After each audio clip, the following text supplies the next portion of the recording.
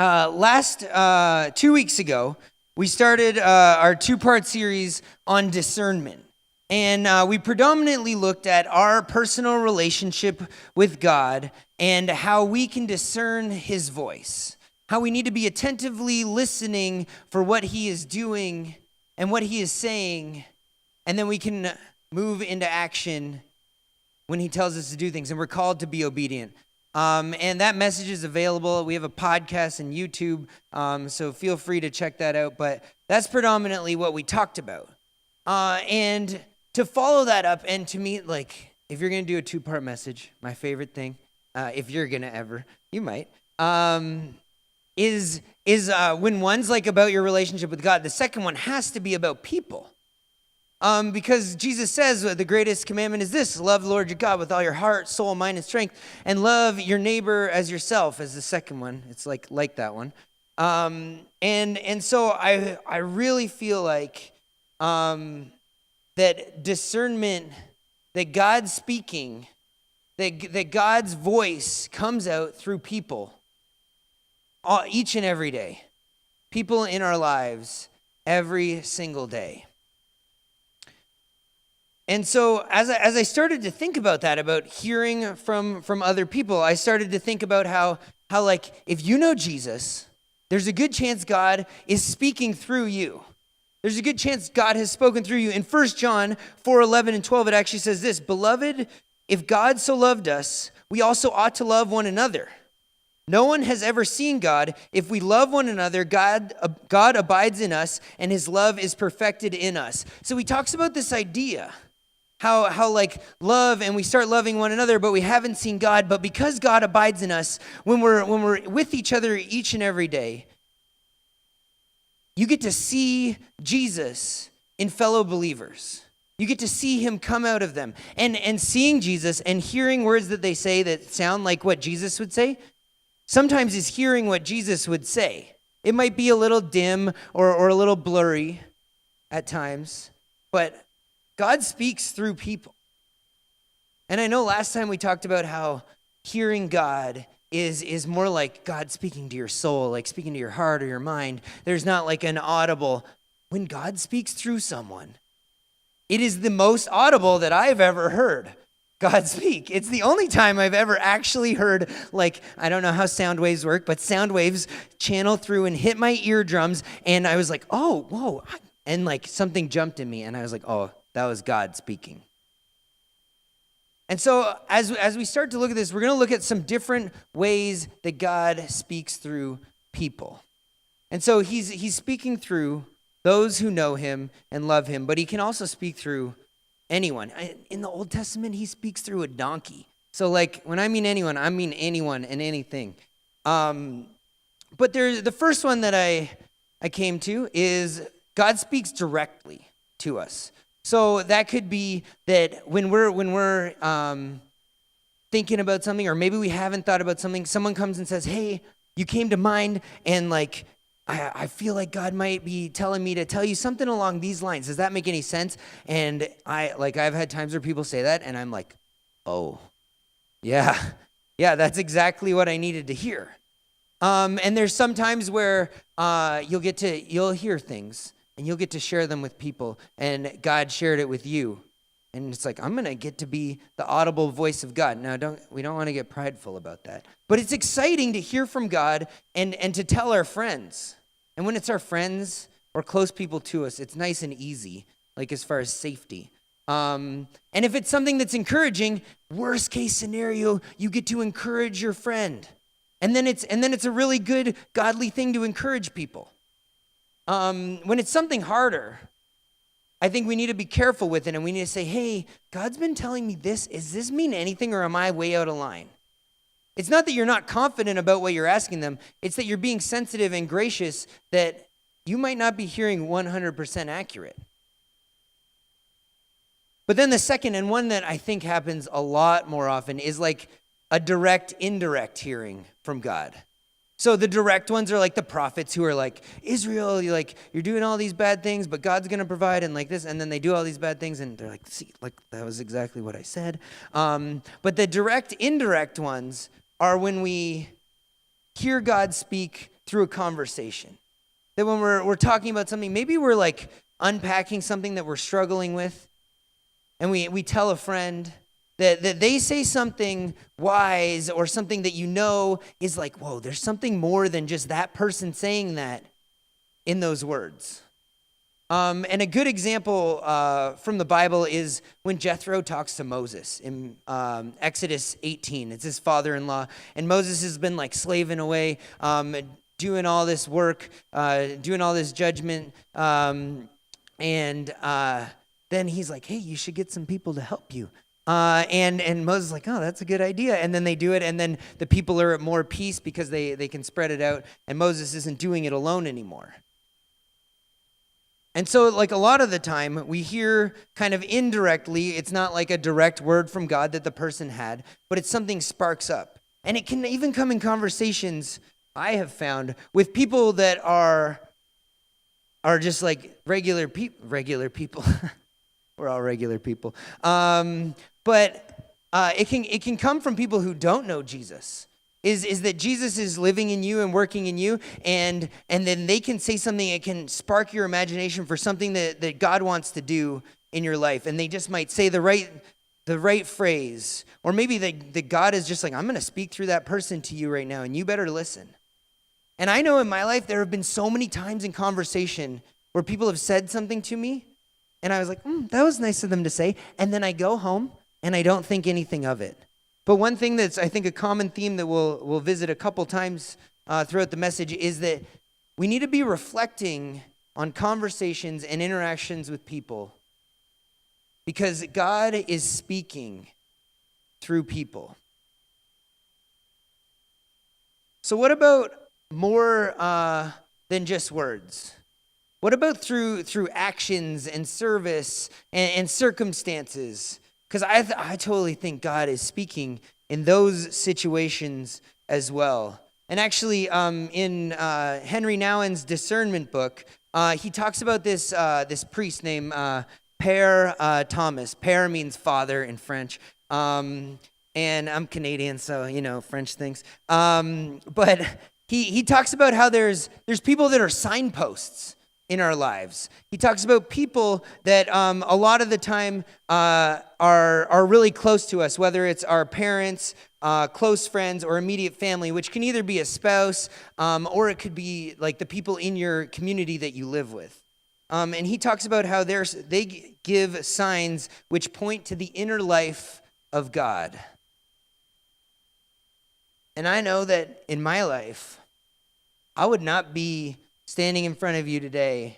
I probably wouldn't have even went to college if it weren't for those signpost people, for my parents encouraging me, for my close friends, and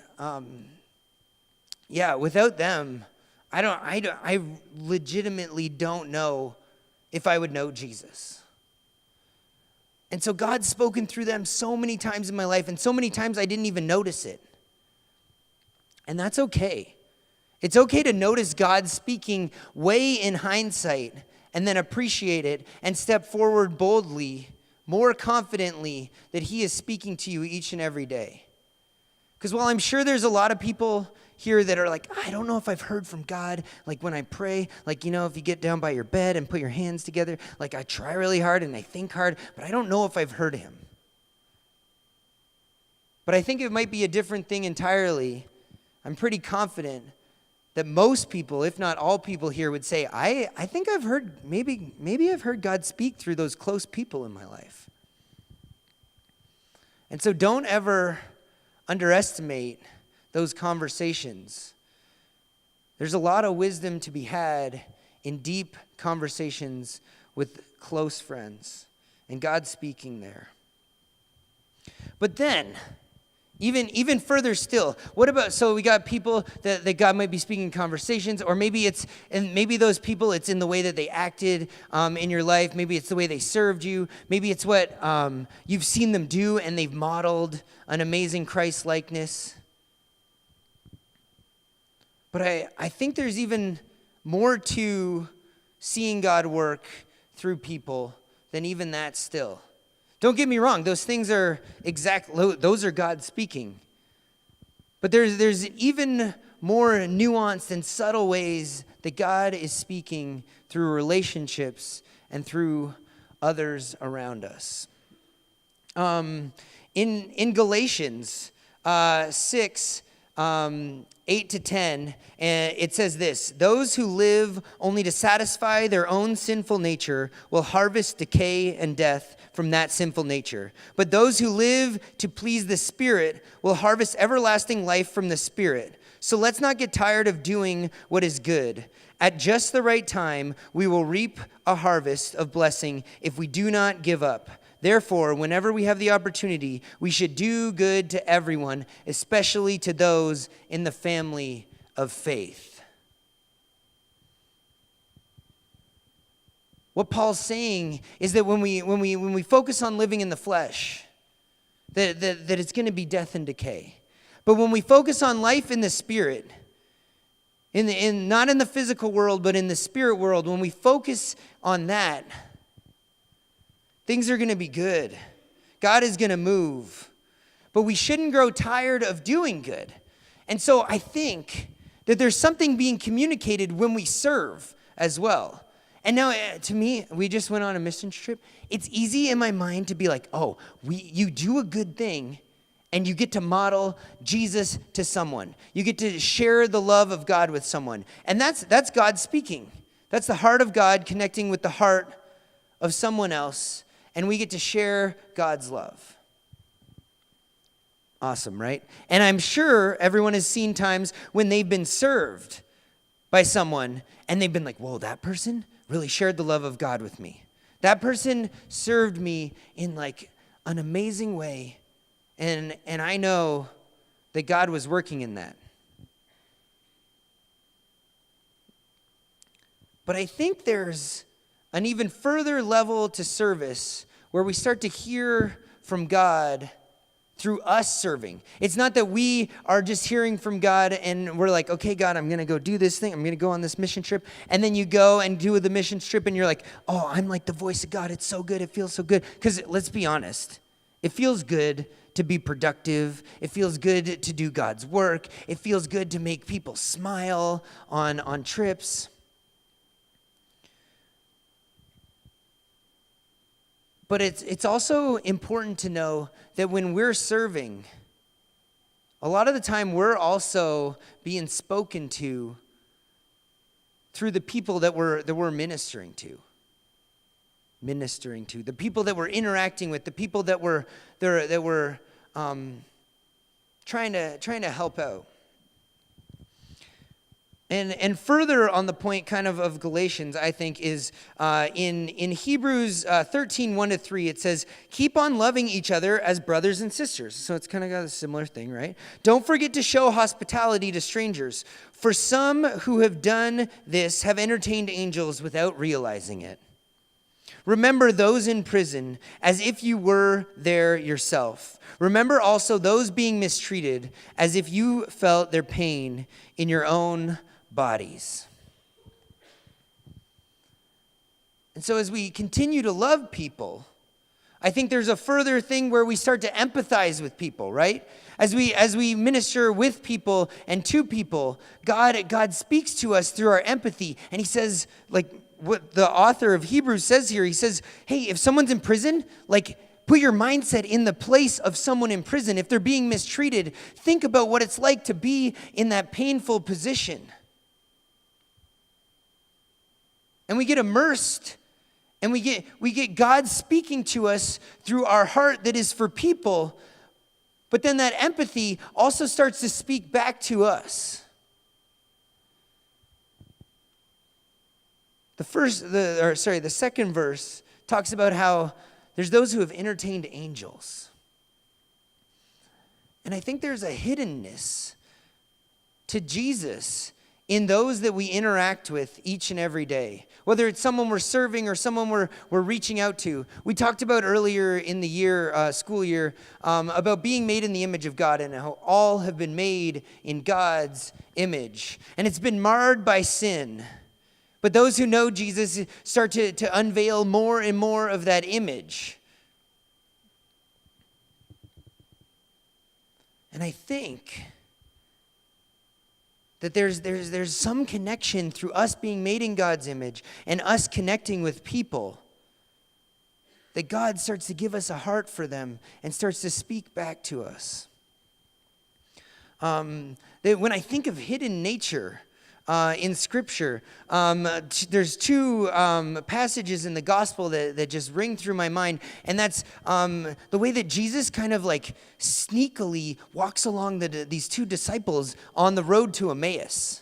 And that story comes from Luke 24, and these two guys are walking, and this guy walks up behind them, and they start telling him, they're like, oh, what, you haven't heard about Jesus? And then he starts talking to them, and they're like blown away, and they are about to part ways, and they say, hey, come over for dinner. And he says, okay, and then he gives the blessing, the visitor, Jesus, and then breaks the bread, and they're like, whoa, it was Jesus the whole time.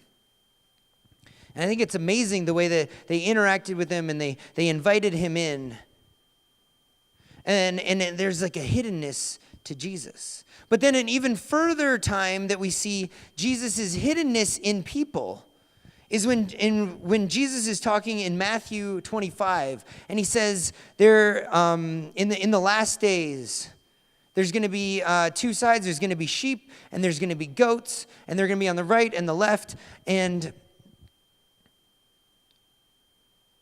the sheep, I'm going to say, hey, whenever you clothed, you clothed me, and you gave me something to drink, and you fed me. And they're like, what are you talking about? I don't remember doing any of that. And then he says, whenever you did that to the least of these, you did that also unto me. Then he says to the goats, you didn't give me clothing, you didn't give me a drink, and you didn't feed me, and I don't know you.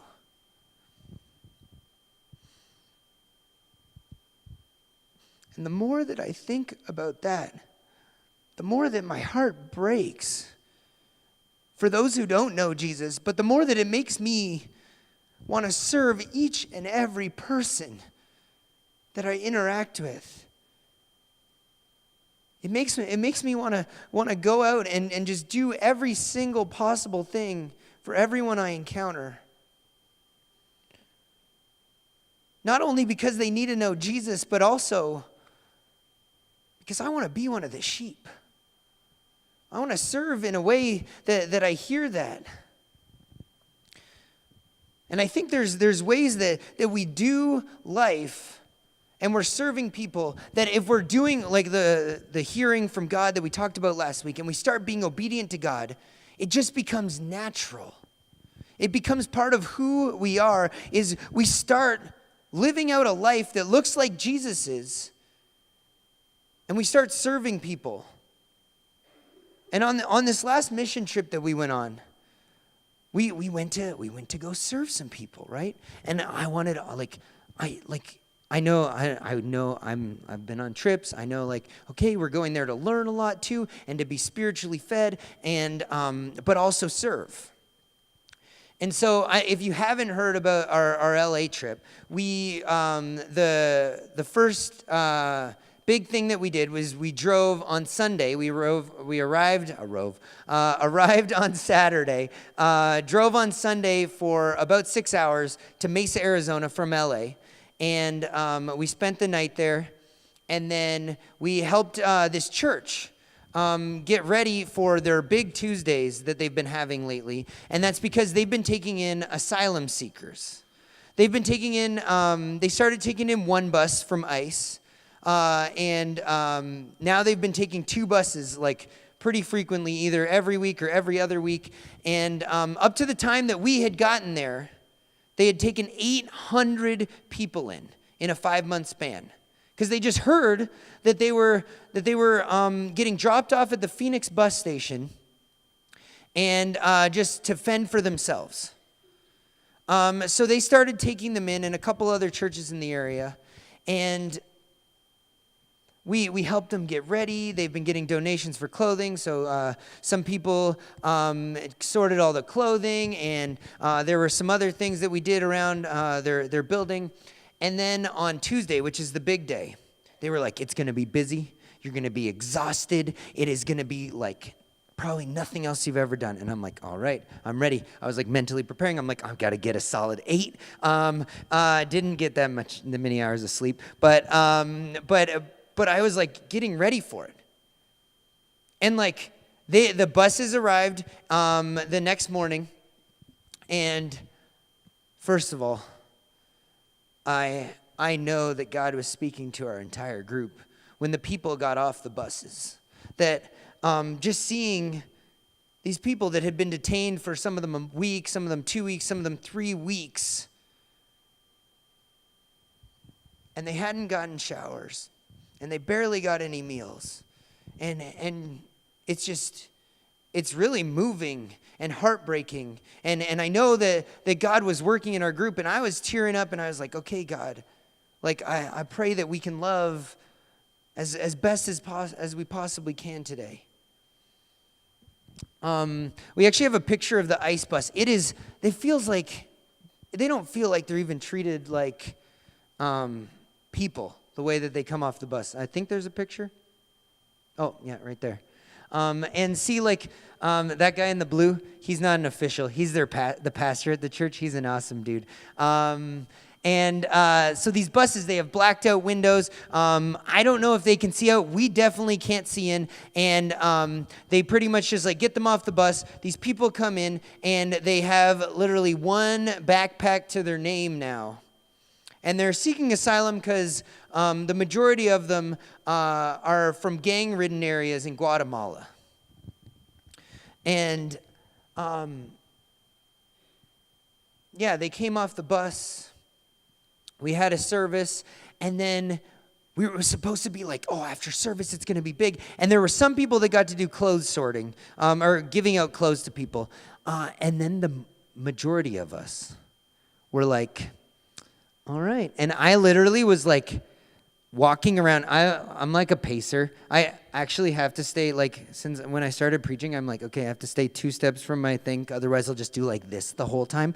And I was like pacing around the building like, okay, all right, give us something to do. And I just kept like going and seeing things. But we couldn't really like interact with the people because they didn't speak any English, and I don't speak any Spanish, and most of us didn't. I think maybe 1 or 2 people did in our group, and the other people were way too busy to interpret for us. So a couple people played soccer with some kids and some dads, but it was one of those things where, you know how I was saying, like, it feels so good to be productive and to do good things? It was like, it felt the complete opposite to that. It was like, I brought our group to a useless, yeah, the bus was moving, but like, God, what is going on? I just wanted to be able to serve these people. And I was confused because it felt like we were just kind of like, it's like, oh, it wasn't that busy. I had to run to Walmart 2 or 3 times for like a bunch of stuff because I drove the mega van. But like, that was it. And the next day, on Wednesday night, whenever we had got back to the LA area, I was praying about it, and I really felt like God spoke to me. And this is where our like reflection on our time with people and our intimate time with God can really like work together, I think. And I heard God say, he said, the way that you felt like kind of confused and not feeling like you were could do much and just were like sitting around is like a little glimpse into the experience these people have had up to this point trying to come into the country. And they're probably going to feel like that for a long time going forward.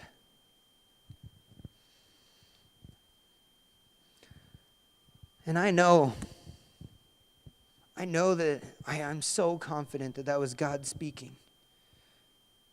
And it was through going somewhere and serving that I heard God speak. It was through interacting with these Guatemalan people, but also in hearing God speak from the experience.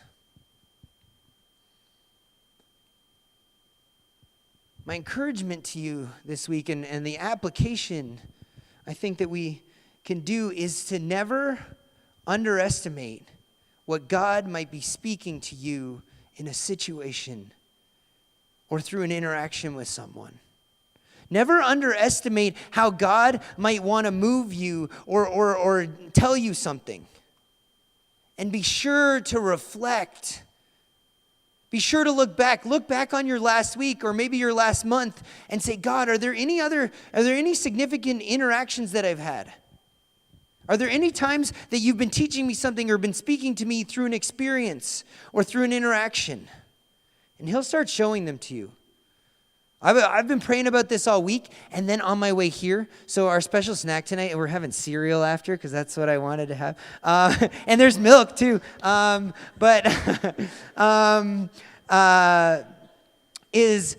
went to go buy the cereal, right? And I was coming back from Wally World, and I'm driving back, and oh, man. You might get behind these people in Brookings sometimes. I was going like 12 miles an hour on 17th Street the entire way to the church. And I was like, God. And then God's like, I'm teaching you patience. I'm teaching you patience. And I'm like, oh, why do I have to be speaking about this today? And so God can speak to you. Just be looking for him. Be on the lookout for how he is moving and working around you. Because maybe you haven't heard him in your individual prayer life too often. But he is speaking each and every day. And the more that you relate with him and invest with him and get to know him in his word and in your prayer time and through community, the more you're going to start to see him working all around you. The more you're going to get to do his work. But also every time you go do his work, he's going to say something to you.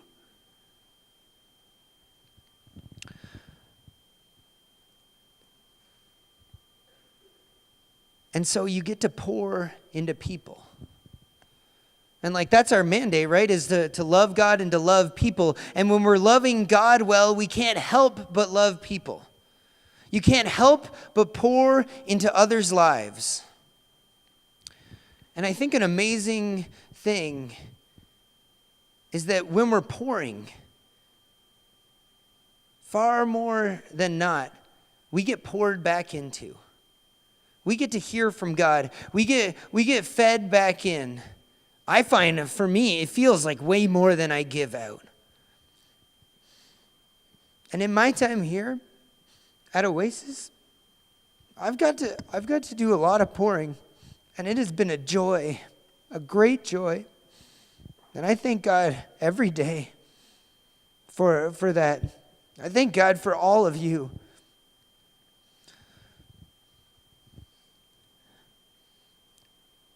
And I know that this is an amazing place, that Oasis is the place, is such a great place for you to come and for you to learn, but also for you to receive, to be poured into, but you get to go out and pour into people. There's this amazing flow. I don't know, I'm going to stop the analogy, but, and it has been a joy to be able to serve here. But I know that there's a ton of you in this room who have spoken God's love or God's truth or God's words to me. And I have been poured right back into far more than I feel like I've even poured.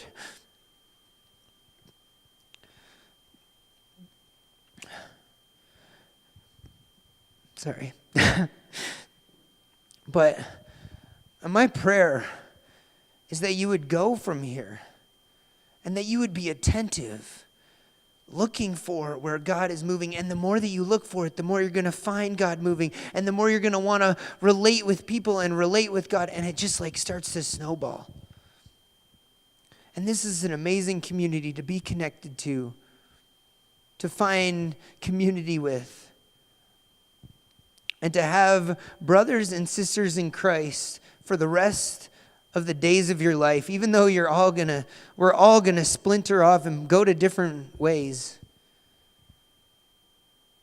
being the body of Christ has such a more profound, bigger impact than that. That as each and every person goes from here and connects with different churches,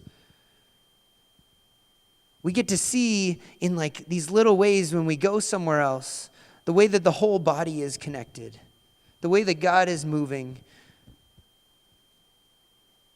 And we get to hear and obey.